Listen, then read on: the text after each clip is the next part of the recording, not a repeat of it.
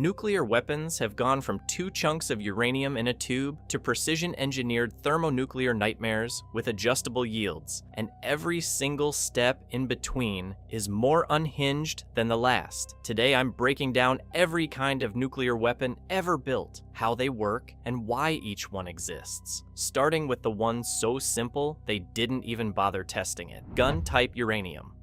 The first nuclear weapon ever used in war was so mechanically straightforward that the United States military looked at the design, shrugged, and dropped it on Hiroshima without a single test detonation. No trial run, no proof of concept, just full send on a civilian city. It is the only atomic bomb in history deployed without being tested first, and the reason is almost funny. The design was considered too reliable to fail. Here's how it worked. You take 64 kilograms of uranium-235, split it into 2 subcritical masses, put them on opposite ends of a tube, and fire one into the other using a conventional explosive charge at about 300 meters per second down a barrel, roughly 1.8 meters long. That's it. 2 chunks of uranium, 1 tube, 1 explosion. The atoms do the rest. The whole thing was about 3 meters long and weighed 4,400 kilograms. It detonated on August 6th, 1945, with a yield of approximately 15 kilotons. For context, that's 15,000 tons of TNT, delivered by what is essentially a very expensive pipe bomb. Now, people love to call this design crude. Lower yield than Fat Man, simpler mechanism, less efficient use of fissile material, and sure, all of that is technically true. But calling it crude misses the point entirely. The gun-type design's elegance was its reliability. No precision timing of dozens of explosive charges, no synchronized detonation within microseconds, just physics and a tube. Sometimes the simplest answer is the most devastating one, but if you think a tube and 2 pieces of uranium sounds straightforward, wait until you see what they had to do with plutonium, because that required solving one of the hardest engineering problems of the 20th century: implosion-type plutonium. If the gun type was a cannon, the implosion type was a synchronized explosive orchestra where every single musician had to hit their note at the exact same microsecond, or the whole thing just doesn't work. And they pulled it off without computers in 1945, which is, not ideal conditions for precision engineering. Here's the setup. Fat Man used only 6.2 kilograms of plutonium-239.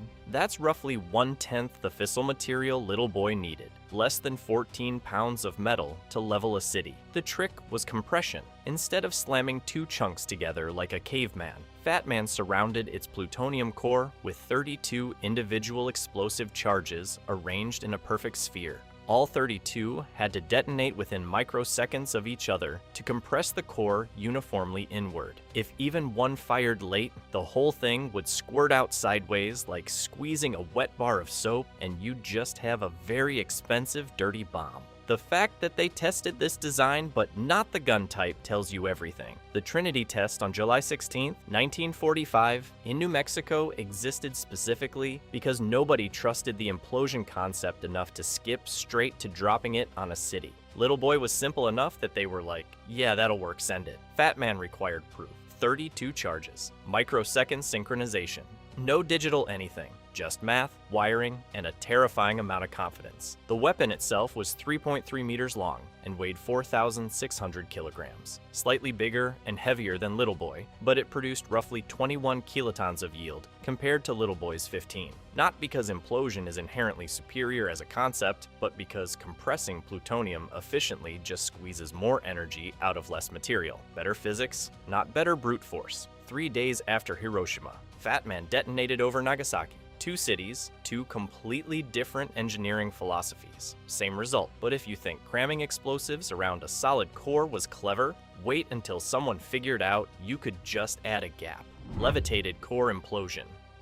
Every now and then, someone solves a massive problem by doing literally nothing. That's basically what happened at Los Alamos in the late 1940s. Here's the setup. Fat Man worked. The implosion design compressed a solid plutonium core and produced a 21 kiloton explosion over Nagasaki. But the thing weighed about 4,670 kilograms and required over 6 kilograms of plutonium, which is not exactly convenient if you want to build thousands of these and strap them to missiles. The physicists knew they needed to make the design smaller, lighter, and more efficient. The question was how, and the answer, it turns out, was air. just air. Instead of packing the plutonium core directly against the outer tamper like Fat Man's design, they suspended it in the center with a hollow gap around it. That's it. That's the innovation. They added empty space to a nuclear weapon and it got better, which is, not how most engineering works. But let me explain why this is actually genius. When the conventional explosives fire, that air gap gives the imploding tamper shell room to accelerate before it hits the core. By the time it makes contact, it's moving significantly faster than in a solid pack design. Faster compression means higher density. Higher density means more efficient fission. The result? You could achieve the same explosive yield with as little as 4 kilograms of plutonium instead of 6, roughly 1/3 less fissile material for the same bang. They proved it worked in April 1948 during Operation Sandstone out at Enewetak Atoll. No headlines, no massive public spectacle. Just a quiet confirmation that adding nothing to the inside of a bomb made it dramatically more powerful. This is the innovation nobody talks about. Everyone knows the hydrogen bomb. Everyone knows Hiroshima. But the levitated core is the reason nuclear arsenals became practical in the first place. Without this step, you're stuck building 4,670 kilogram monsters that eat through your entire plutonium supply. With it, you get miniaturization. You get warheads small enough to fit on missiles. You get the modern nuclear arsenal, for better or almost certainly for worse. But if you think adding empty space to a bomb was clever, wait until designers figured out they could cheat their way into fusion. Fusion-boosted fission. This is the cheat code of nuclear weapon design. Everyone knows about fission bombs. Everyone knows about hydrogen bombs. But almost nobody knows about the weird little halfway point between them that quietly became the backbone of every modern nuclear arsenal on the planet. Here's the concept. You take a standard implosion weapon, your plutonium core surrounded by conventional explosives, the same basic idea as Fat Man. But right before you detonate it, you inject a tiny puff of deuterium and tritium gas directly into the center of the core. That's it. That's the trick. When the implosion fires and the core compresses, conditions get hot and dense enough for that little pocket of gas to undergo fusion. Not a lot of fusion. Not hydrogen bomb levels, just enough to release a burst of high-energy neutrons that rip through the surrounding plutonium and cause way more of it to fission than it normally would. You're essentially using a tiny fusion reaction as a neutron amplifier. The result is a weapon that produces double or triple the yield of an unboosted device using the same amount of fissile material. Or, flipped around, you can get the same yield with 25 to 40% less plutonium, which is, not ideal for humanity, but extremely convenient if you're trying to fit multiple warheads onto a single missile. The first successful boosted test happened in 1951 during Operation Greenhouse, specifically the Item Shot, and from that point forward, basically every nuclear weapon got smaller, lighter, and more efficient. Boosting is the reason modern warheads can fit on the tip of an intercontinental ballistic missile instead of requiring an entire B-29 to carry them. Here's the thing people get wrong constantly. They hear fusion reaction inside a nuclear weapon and immediately think hydrogen bomb. It's not. A hydrogen bomb uses an entirely separate fusion stage compressed by X-ray radiation from the primary. Boosting just sprinkles a little fusion seasoning into an existing fission weapon. It's borrowing fusion's homework, not doing the full assignment. But if you want to talk about the full assignment, that requires a design so clever and so terrifying that two men's names are permanently attached to it. Teller-Ulam Design. This is the one that changed everything. Not in the way people casually say changed everything about a new phone or a slightly better sandwich. This literally redefined what destruction means as a concept. In the early 1950s, Edward Teller and Stanislaw Ulam were working at Los Alamos trying to solve a problem that had stumped physicists for years. How do you get hydrogen atoms to fuse on a scale large enough to make a weapon? Fission bombs were terrifying, sure. But fusion? Fusion is what powers the sun. And these two wanted to put it in a bomb. Here's where it gets interesting. The breakthrough wasn't some massive engineering leap. It was a single realization.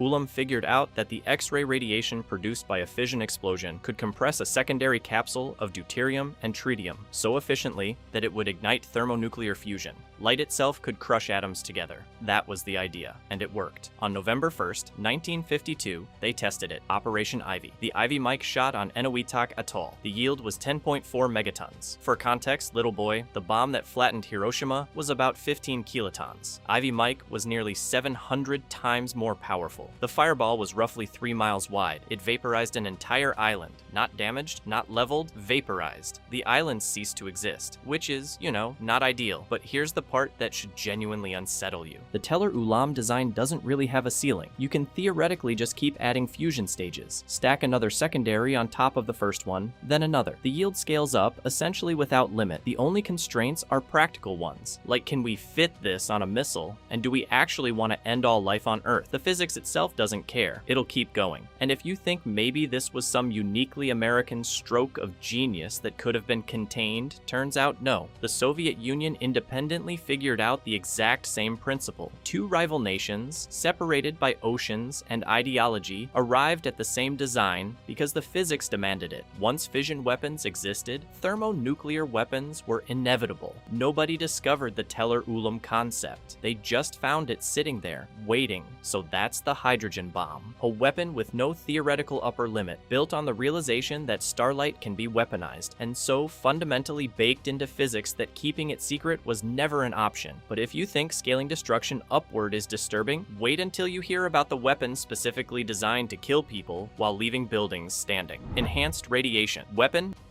Up until now, every weapon on this list has been trying to be bigger. More yield, more compression, more destruction. The neutron bomb went the other direction. It asked a very specific question. What if we could kill every living thing in an area but leave the buildings standing? And somehow, a room full of people heard that question and said, yes, let's do that. Developed through the 1960s and 70s, the enhanced radiation weapon is a small thermonuclear device that's been deliberately optimized to do the exact opposite of a normal hydrogen bomb. Instead of maximizing blast and thermal energy, it maximizes neutron radiation output. The way it achieves this is almost elegant in how disturbing it is. Conventional thermonuclear weapons use heavy tampers around the fusion stage to absorb escaping neutrons and convert that energy into more explosive force. The neutron bomb simply removes those tampers. It lets the neutrons fly free, flooding outward in every direction with zero interest in knocking down walls. The result is a weapon that delivers lethal radiation doses within a radius of 800 meters to 1.6 kilometers depending on yield. Everything inside that radius that's alive stops being alive, usually within hours to days. Everything inside that radius that's made of concrete and steel stays exactly where it is. The concept originated in the late 1950s when physicist Samuel Cohen at Lawrence Livermore National Laboratory started seriously exploring the idea, but systematic development didn't really kick off until the 70s, with initial deployment happening in 1981. And here's where the story gets genuinely surreal. NATO pitched this weapon as the humanitarian option. That's a real word they used. The logic went something like this. Listen, if Soviet tanks roll into Western Europe, we can use these to kill the tank crews without destroying the cities we're trying to defend. See? Humanitarian, which is,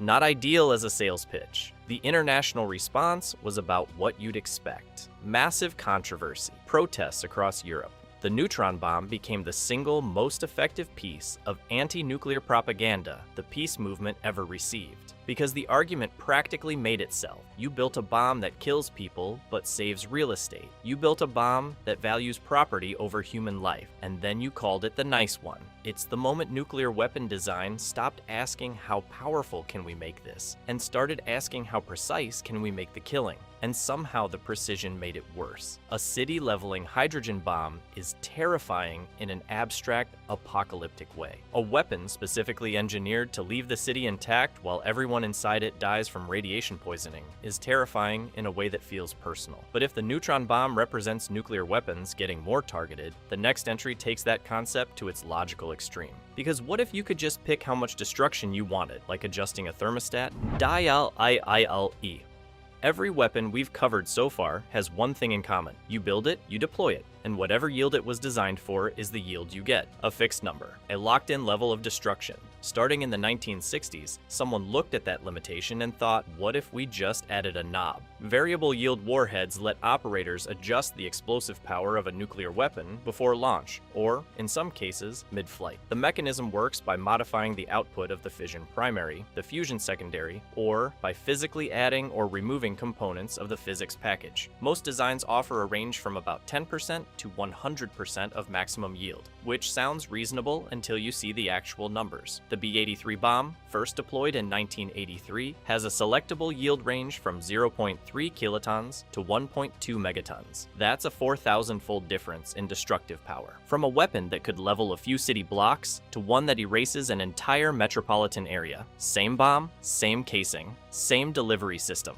You just turn a dial. The B-61 bomb takes this concept even further. Depending on the modification, it offers dial-a-yield options ranging from as low as 0.3 kilotons up to 340 kilotons. That's a tactical weapon and a strategic weapon living inside the same casing. Less dramatic than the B-83's range, but still the difference between destroying a military installation and flattening everything within several miles of it. Here's where it gets uncomfortable. After decades of making nuclear weapons bigger, hotter, and more powerful, the final evolution wasn't about size at all. It was about control. Every design principle we've covered in this video, from the crude gun-type assembly of Little Boy to the staged radiation compression of the Teller-Ulam design, all of it fed into this. The ability to take a single warhead and make it do exactly what you want. Nothing more, nothing less. And that precision is the problem. Arms control advocates have been arguing about this for decades. One side says variable yield reduces collateral damage. You don't need to nuke a city when you can surgically eliminate a target with a fraction of the power. The other side says that's exactly the kind of thinking that gets a nuclear weapon actually used. When a bomb seems proportional, when it seems reasonable, when it seems like a scalpel instead of a sledgehammer, the psychological barrier to pressing the button drops. Dramatically, the scariest nuclear weapon ever built isn't the Tsar Bomba. It isn't some hypothetical cobalt doomsday device. It's the one that a military planner can look at and say, this is the appropriate amount of nuclear destruction for this situation. Because once you can justify a 0.3 kiloton detonation, you've already accepted that nuclear weapons are tools with acceptable use cases, and the dial goes a lot higher than 0.3. We spent 80 years perfecting the science of splitting and fusing atoms into the most destructive force humanity has ever created, and the final innovation was making it feel manageable, which is, you know, not ideal. If you enjoyed this video and want to see more, click the video on the screen now.